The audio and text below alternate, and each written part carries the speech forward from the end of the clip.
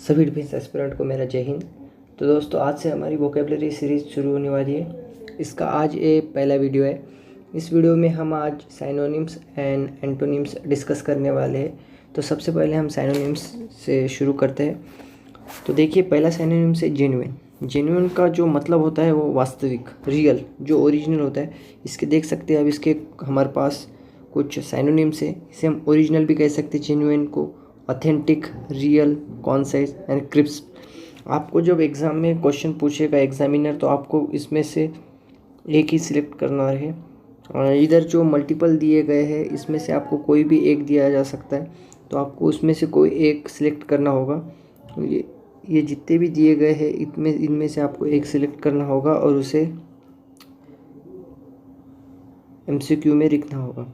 तो ये हमारा पहला हो गया जो था जेन्युइन। जेन्युइन का जो मतलब होता है मैंने बता दिया, वास्तविक, real, original, authentic, conscious and crisp. दूसरा है हमारा लाइकोनिक। लाइकोनिक मतलब संक्षिप्त, मतलब कोई भी चीज़ छोटी करना।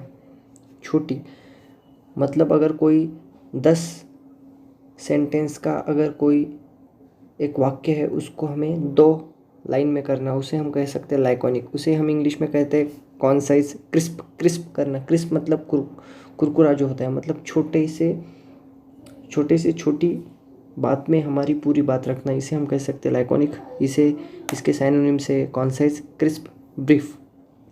ब्रीफ आपने सुना होगा बहुत, जब इंटरव्यू लेता है तो वो बोलता है आपका ब्रीफ इंट्रोडक्शन दीजिए। तो आप इसे ऐसे याद रखिए, ब्रीफ इंट्रोडक्शन मतलब ब्रीफ मतलब लाइकोनिक करना। ये मैं जितने भी वर्ड आपको बता रहा हूँ ये सब वर्ड एग्ज़ाम में 10 या 11 बार पूछे गए हैं, SSC, रेलवे और डिफेंस एग्जामिनेशन में। ये जो वीडियो है बेसिकली डिफेंस एग्जामिनेशन को ध्यान में रखते हुए बनाई गई है, तो आप इस वर्ड को नोट डाउन भी करते जाइए मेरे साथ साथ जैसे जैसे मैं पढ़ता हूँ। तो तीसरा वर्ड है हमारा डिलीजेंट। डिलीजेंट का अर्थ होता है मेहनती। आपने सुना होगा हार्ड वर्किंग, बट जब हम एग्जामिनेशन, कॉम्पिटिटिव एग्जामिनेशन की बात करते हैं तब आपको हार्ड वर्किंग ऐसे शब्द देखने को नहीं मिलेंगे। तब एक जो एडवांस इंग्लिश होती है, इंग्लिश की एक लेवल होती है, इंग्लिश में भी जो टाइप ऑफ वर्ड होते हैं उस लेवल की आपको इंग्लिश देखने को मिलेगी। तो आपको इस तरह के जो वर्ड है वो याद करने पड़ेंगे। तो देखते हैं, डिलीजेंट का अर्थ होता है मेहनती। आप इसको कह सकते हैं इंडस्ट्रियस, हार्ड वर्किंग और ऑस्डियस। ऑस्डियस मतलब होता है एक ऐसा व्यक्ति जो अपने काम में डेडिकेटेड है, हम इसे कह सकते हैं डिलीजेंट। तो तीसरा वर्ड हो गया हमारा। चौथे वर्ड पर हम बढ़ते हैं। तो चौथा वर्ड है हमारा इम्पैकेबल। इम्पैकेबल मतलब होता है टूटी, कोई ऐसी चीज़ जिसमें कोई कमी ना हो। आपने देखा होगा, बहुत बार आपने ये सेंटेंस सुना होगा, your record is impeccable. You are impeccable मतलब आप में कोई कमी निकालने जैसी चीज़ नहीं है, तो हम इसे कहेंगे इम्पैकेबल। तो इसका जो साइनोनिम्स है वो परफेक्ट, फॉललेस, फॉल्टलेस। फॉल्टलेस मतलब उसमें कोई भी गलती नहीं है, उसे हम इम्पैकेबल कहते हैं। आपने ये भी एक सेंटेंस सुना होगा कि किसी आदमी का रिकॉर्ड इम्पैकेबल है, मतलब उसके पूरे रिकॉर्ड में उसने एक भी गलती नहीं की। तो आप इसे ऐसे ध्यान में रख सकते हैं, इम्पैकेबल रिकॉर्ड मतलब त्रुटिहीन। चौथा हमारा वर्ड है इंसोलेंट। इंसोलेंट का अर्थ होता है ढीठ। कोई ऐसा व्यक्ति होता है वो जो बहुत रूड होता है, तो हम उसे कह सकते हैं इंसोलेंट। मतलब कोई ऐसा ज़िद्दी इंसान होता है, कोई आदर नहीं देता सामने वाले को। तो इसके जो साइनोनिम्स है वो देख सकते हैं हम, डिसरिस्पेक्टफुल, रूड, बोल्ड। बोल्ड का एक साइनोनिम आप कह सकते हैं कि वो रूढ़िवादी है, वो अपनी ही बात पे अड़ा रहता है, उसे हम कहते हैं इंसोलेंट। कि जो दूसरे की बात न सुनकर अपनी ही बात को बढ़ावा दे, उसे हम इंसोलेंट कह सकते हैं, ढीठ। छठवां जो हमारा साइनोनिम्स है वो है सॉर्डिड। सॉर्डिड का अर्थ होता है घिनौना, मतलब अनप्लेजेंट और डर्टी। आपने बहुत बार सुना है कि ये डर्टी, आपने मेरे ख्याल से डर्टी और अनप्लेजेंट ये दोनों सुना। सॉर्डिड आपने बहुत कम सुना होगा। मैंने जैसे बताया है कि जो इंग्लिश में जो साइनोनिम्स एंड एंटोनिम्स पूछे जाते हैं वो एक एडवांस लेवल के पूछे जाते हैं, मतलब उनके जो साइनोनिम्स होते हैं वो 4-5 होते हैं, पर उसमें से भी आपको एक जो 100% मिलता जुलता है या 90% मिलता जुलता है उसको आपको राइट करना होगा। तो जो छठवा है हमारा सॉर्टेड, घिनौना, अनप्लेजेंट, डर्टी, इसके 2 साइनोनिम्स हैं। आप इसे ऐसा याद कर सकते हैं कि ही और she does a sordid work और डू अ सॉर्डिड वर्क। आप इसे याद सकते हैं कि उसने एक जो काम है वो घिनौना किया है, या murder is a sordid work, खून करना एक घिनौना काम है। आप इसे देख सकते हैं। ये एसएससी एग्ज़ाम में 6 बार पूछा जाने वाला वर्ड है जो सॉर्डिड है। जो हमारा नेक्स्ट है वो है अबैंडन। आपको पता होगा, अगर आप एयरफोर्स नेवी के स्टूडेंट होंगे तो ये अबैंडन जो है छोड़ देना, उसका अर्थ होता है छोड़ देना अबैंडन। उसे हम कर सकते हैं फॉरशेक, छोड़ देना। ये हर बार पूछा जाता है। ये 11 से 12 बार अब तक SSC exam, air force exam, navy और आर्मी में पूछा गया। एक इम्पॉर्टेंट वर्ड है, आप इसे मार्क कर लीजिए। सॉर्डिड मतलब घिनौना, सॉरी अबैंडन मतलब छोड़ देना, फॉरशेक। ये सॉर्डिड भी एसएससी में पूछा गया है, इसकी वजह से मैंने वो बोल दिया। और जो 7वां है हमारा अबैंडन, उसे भी ध्यान में रखिए। अबैंडन का अर्थ होता है छोड़ देना, फॉरशेक एक इम्पॉर्टेंट वर्क है।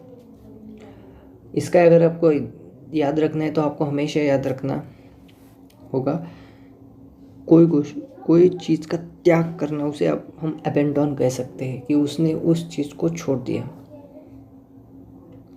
तो आप इसे ध्यान में रखिए। A king abandon his throne, एक राजा ने उसका जो राजत्व था वो छोड़ दिया, या उसका सिंहासन छोड़ दिया, तो उसको हम अबैंडन। सिमिलर आपको एंटोनिम साइनोनिम से याद रखनी है, तो आपको एक सेंटेंस बनाकर एक उस चीज़ को मैच करके रिलेट करके आपको पढ़ना होगा। तो आप इसे ऐसे ध्यान रख सकते हैं। 8वां है हमारा एसिड। एसिड मतलब मान लेना, उसके साइनोनिम है कॉन्सिड, कंप्ली। कोई चीज़ और कोई व्यक्ति ऐसा होता है वो हमेशा किसी भी चीज़ को मान लेता है, भोला होता है, जिसे हम इंग्लिश में गुलिबर कह सकते हैं। तो जो एसिड है, आप इसे ऐसे ध्यान में रखिए। Boss acid my request for a 1 day leave. जो मेरे जॉब के बॉस हैं उन्होंने मेरी 1 दिन की छुट्टी के लिए मान गए हैं, मान लेना। तो आप एसिड को ऐसे ध्यान में रख सकते हैं, उसके साइनोनिम कॉन्सिड और कंप्ली है। 9वां है हमारा एडवर्सिटी। एडवर्सिटी आपको सबको ही पता होगा, ये एक ऐसा वर्ड है जो हर बार पूछा जाता है। इसके 2 ही मैक्सिमम जो है साइनोनिम्स है, वो है मिसर और मिसफॉर्चून, आपको पता होगा। ये एक आईएमपी वर्ड है, इसे भी ध्यान में रखिए आप। 10वां है हमारा अफ्लुएंट। अफ्लुएंट मतलब एक ऐसा व्यक्ति होता है जो धनी है, जिसके पास किसी चीज़ की कमी नहीं है, उसे हम एसिड कहते हैं, धनी। जो प्रॉस्परस, वेल्दी, रिच है, जिसके पास अबैंडेंट संपत्ति है। अबैंडेंट एक इसका साइनोनिम्स हो सकता है, मतलब भरपूर संपत्ति, उसे हम अफ्लुएंट कहते हैं। आपने वेल्दी और प्रॉस्परस सुना होगा, तो एक एफ्लुएंट एक नया वर्ड है। नया मतलब आपके लिए नया होगा, ये हमेशा पूछा जाता है। एक वर्ड है जो कॉमन आपको हर एग्ज़ाम में देखने को मिलता है, ये वर्ड भी आईएमपी है, आप इससे मार्क करके रखिए। जो 11वां हमारा वर्ड है वो है कैंडिड। कैंडिड का अर्थ होता है खरा, मतलब ओरिजिनल, रियल, फ्रैंक, हॉनेस्ट, इसके 2 साइनोनिम्स हैं। इसे हम कह सकते हैं, आपने सुना होगा कैंडिड फोटोग्राफी। जो फोटोग्राफी में एक टाइप है उसको कहते हैं हम कैंडिड फोटोग्राफी, जिसमें फोटोग्राफर जो ऑब्जेक्ट है उसका ध्यान जब नहीं होता है तब उसका फ़ोटो खींचता है, मतलब उसका जो ओरिजिनल फ़ोटो होता है, विदाउट स्टाइल, विदाउट पोज, हम कह सकते हैं। जो शादी ब्याह में होते हैं उसे हम कहते हैं कैंडिड फोटोग्राफी। आप उससे रिलेट कर सकते हैं। आपको कभी भी कैंडिड दिखे तो आपने देखना है ओरिजिनल, मतलब बिना तैयारी के खरा, ओरिजिनल, हॉनेस्ट। जो फ्रैंक हॉनेस्ट होता है उसे हम कैंडिड कहते हैं। 12वां हमारा है कैंटेगोरस। तो कैंटेगोरस को हम ऐसे कह सकते हैं झगड़ारू, क्वारलसम, जो हमेशा झगड़े करता है, फाइट करता है। आप इसे फाइट में भी ध्यान रख सकते हैं। क्वांटागोरस का जो मतलब होता है वो है झगड़ारू, जो हमेशा फाइट करता है, उसे हम क्वांटागोरस कहते हैं। क्वारलसम हमेशा गुफ्तगू करने वाला, बहस करने वाला, उसे हम कैंटागोरस क्वारल करते हैं। जो 13वां हमारा वर्ड्स है वो है कोर्स। कोर्स का अर्थ होता है मोटा, रफ, एक जाड़ी चीज़। हम इसे बिग और ह्यूज भी कह सकते हैं, कोर्स को ह्यूज या बिग। कोर्स मतलब मोटा किसी जो मोटा जो चीज़ होती है उसे हम कोर्स कह सकते हैं, रफ़ कह सकते हैं। एक रफ़ होता है जो हमारा रफ़ पेज होता है, बट एक रफ़ होता है जो हम उसे बोल सकते हैं विदाउट एंगल और विदाउट शेप, उसे हम रफ़ कहते हैं। तो इसका जो साइनोनिम्स होता है वो है रफ़, कोर्स का। 14वां हमारा जो साइनोनिम्स है वो है कंडेम, निंदा करना, क्रिटिसाइज या पनिश, इसके 2 साइनोनिम्स है। आपने हमेशा सुना होगा किसी हीरो या किसी हीरोइन को किसी चीज़ में उन्होंने ट्वीट किया तो उन्हें जो पब्लिक है वो क्रिटिसाइज़ करती है, पनिश करती। पनिश तो आपने सुना होगा, जज पनिश करना जो